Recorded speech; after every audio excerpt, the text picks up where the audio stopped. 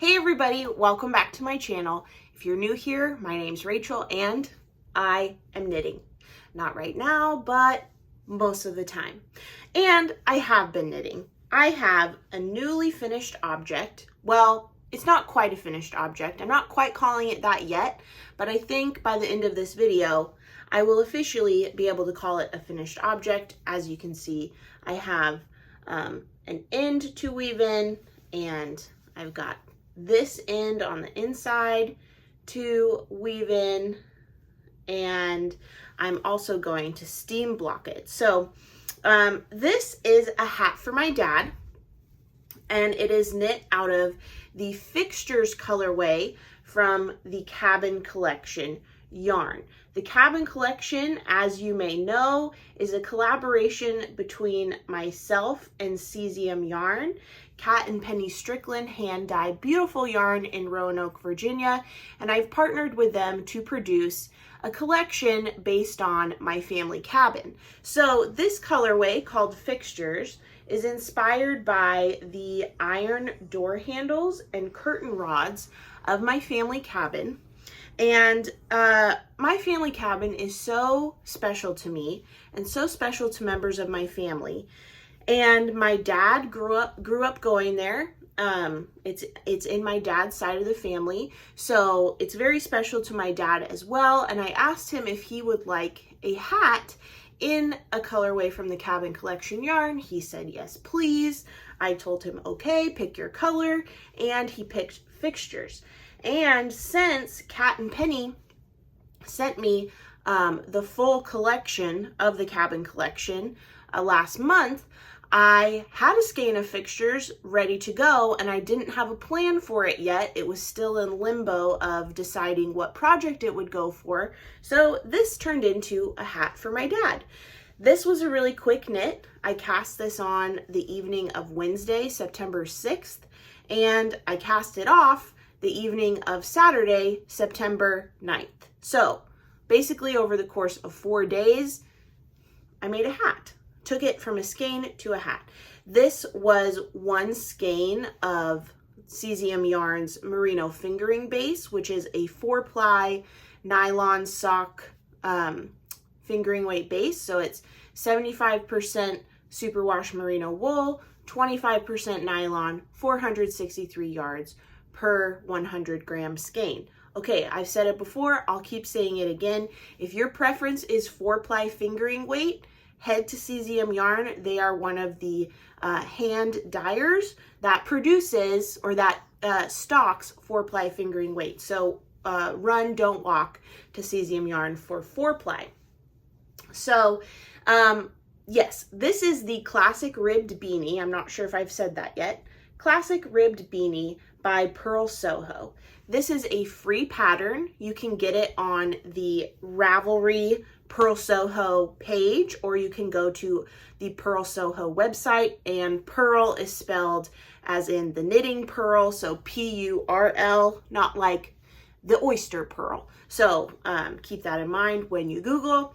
But yes, this is the Classic Ribbed Beanie by Purl Soho. I knit this in the adult size large, and I only used one skein, so it was a little bit of yarn chicken. The pattern says to knit for 9.5 inches before you do the crown decreases for the adult large, and I just knit 9 inches because I was a little concerned about yarn chicken, but it worked out great, and I think this will fit my dad perfectly. And I'm gonna bring this so he can wear it in Ireland.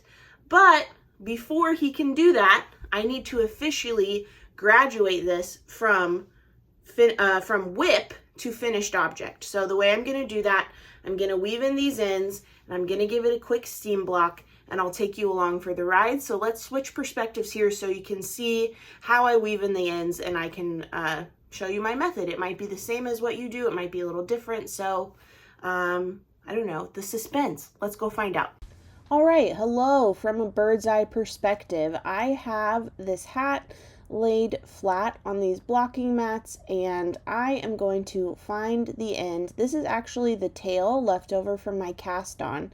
And because I know that I fold the brim up to make it a double brimmed beanie, I am going to take my tapestry needle and move this cast on tail from the outside of this brim fold and poke it through so it is on the inside. So if I'm looking at the hat without the brim folded, the tail is already on the inside where I want it, but because I'm folding the brim up, it's now on the outside. So I'm just going to thread the tail through the tapestry needle and poke it through, so once the brim is folded, the tail will be more easily hidden. Now I'm threading through that tail once more, and I'm going to use the natural stitch that I've created and take the left leg of my knit column and just weave that tail up through that column. I'll show you a close-up view. To make it really secure, I am going to go a few more stitches up that column. So let me rethread this tail. It would have made a lot of sense just to leave it in there, but you know, whatever. Okay, so I'm taking the left leg of my knit column and just going from the outside in and looping around each row of that knit column and pulling my tail through. So you can see that it is woven in that column going vertical. Now I'm going to go down that same column. So I have a little bit of trouble remembering which orientation works best, if I'm going from the outside or the inside. I think here I try the outside first, and I don't really like this. It's like not easy, it's not intuitive. So I'm going from the inside out now, and you'll be able to see here in a minute how much more, I don't know, natural that feels. So I'm going from the inside out in a downward motion down that same, I'm having some trouble, but down that same column, and then I'll pull the tail through just like I did before. So now I have my tail woven up and down that column in a very natural way that doesn't stick out. I'm going to snip my ends so there's just the tiniest bit left over, and you can see that it's barely noticeable. And when the brim is folded up, it is basically invisible, like it never happened. So the next step, I need to take the hat inside out and get the ends that are on the inside. So here I have a knot from where I needed to join a new thread of yarn because the skein that I was using, or the part of the skein I was using, ran out. So I'm just following that same method. I'm going from the outside in. Basically, you're just gonna test which direction goes most naturally. I can't remember for the life of me, so I just test whichever one feels most natural. Now I'm going again from the outside in and threading through, and I missed one tail there. It didn't go all the way through, but that's okay. I'll just snip both of those off, leaving the teensiest little bit exposed. And now the last end I have is from where I cast off. So for me, this is more art than science. I'm basically just going to find some legs of a few stitches where I can poke that cast off tail through just a couple times, and then once I feel like I've done my due diligence with that, I will take the same approach I've been doing and just go down a column. So now I'm going inside out. I tried outside in, but that didn't feel very easy, so I moved from inside out, and that's going great. Just tiny little circle motions to thread that through, and that's pretty much it.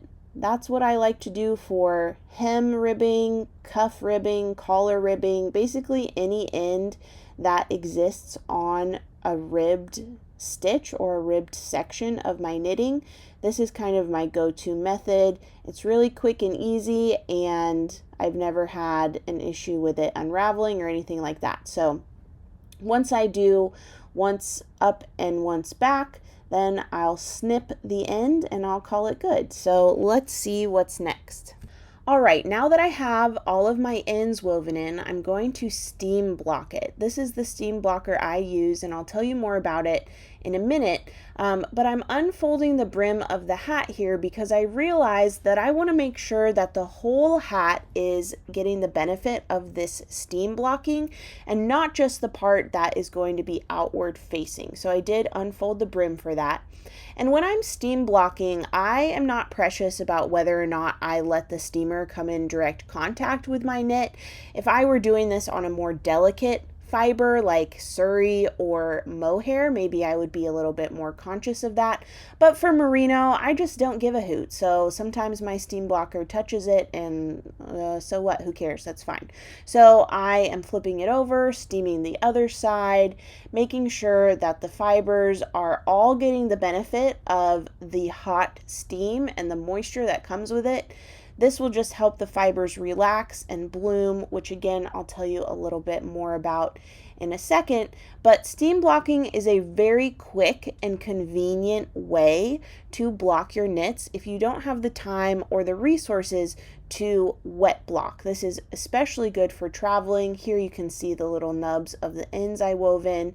They'll be totally hidden when the brim is folded up, and the other ends are tucked safely inside. So I'm just going through making sure that I have steam blocked both sides how I want them, and I'm going to lay it flat to dry. Ta-da! It's dry. Okay, look how good it looks. This looks really clean, really professional, really beautiful, and I must say I did a very good job on this hat. I'm very proud of it, and I'm very excited to show it to my dad. So let me show you what it looked like before and after. And if you say it doesn't look any different, you're just wrong, because look at it. It looks so much better. I'm really happy with the result.